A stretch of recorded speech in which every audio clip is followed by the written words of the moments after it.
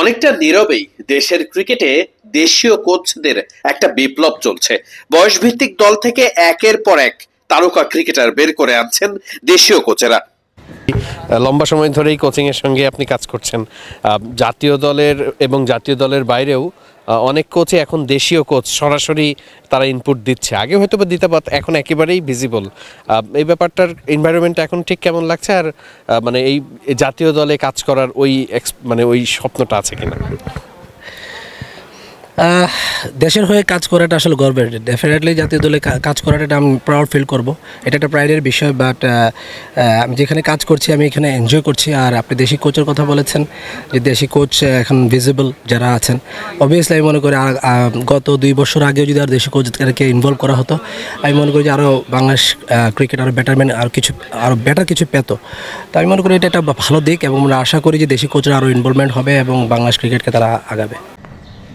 সিলেট দলের হয়ে কাজ করছেন, যে সিলেট জাতীয় লিগের শিরোপা ছয়নি কত বছর। রাজিন সালে হঠাৎই যেন দলটার হাল ধরে বদলে দিলেন সবকিছু। দল থেকে শুরু করে বয়সভিত্তিক অনেক ক্রিকেটারের এখন উঠে আসার একমাত্র অবলম্বন দেশীয় কোচেরা।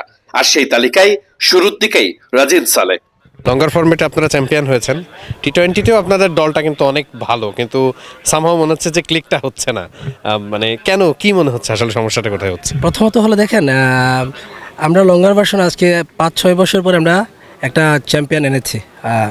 তো এটা থেকে সেট করে একটা ব্যাপার আছে। আর শর্টার ভার্সন যেটা টি-20, এটা ডিফারেন্ট ফরম্যাট।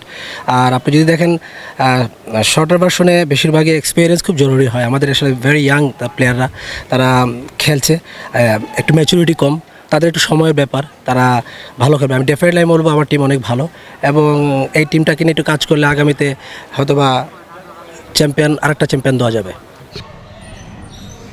সাকিব আল হাসান কিংবা তামিম ইকবালদের উঠে আসার পেছনে যেমন কোচ সালাউদ্দিন কিংবা নাজমুল আবেদিন ফাহিমদের গল্প আছে অনেক, ঠিক একই রকম ভাবে নতুন জিশান আলম, রাব্বি কিংবা অন্য অনেক ছোট ছোট তারকা ক্রিকেটারদের উঠে আসার গল্পের পেছনে যে নামগুলো জড়িত, সেগুলো সবাই দেশি কোচ।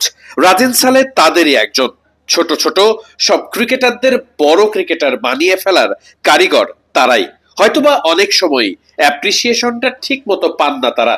জনগণের কাছে বেশিরভাগ ক্ষেত্রেই হন সমালোচিত, বডি শেমিং এর শিকার। কিন্তু দিন শেষে দেশের ক্রিকেটের উন্নয়নের সব কাজগুলোই নীরবে নিভৃতে করে যাচ্ছেন তারা। দেশীয় কোচদের ভালো হয়ে ওঠার গল্প আর ভালো করার গল্পে যে নায়করা সবসময় সামনে থাকবেন, রাজিন সালে তাদেরই একজন।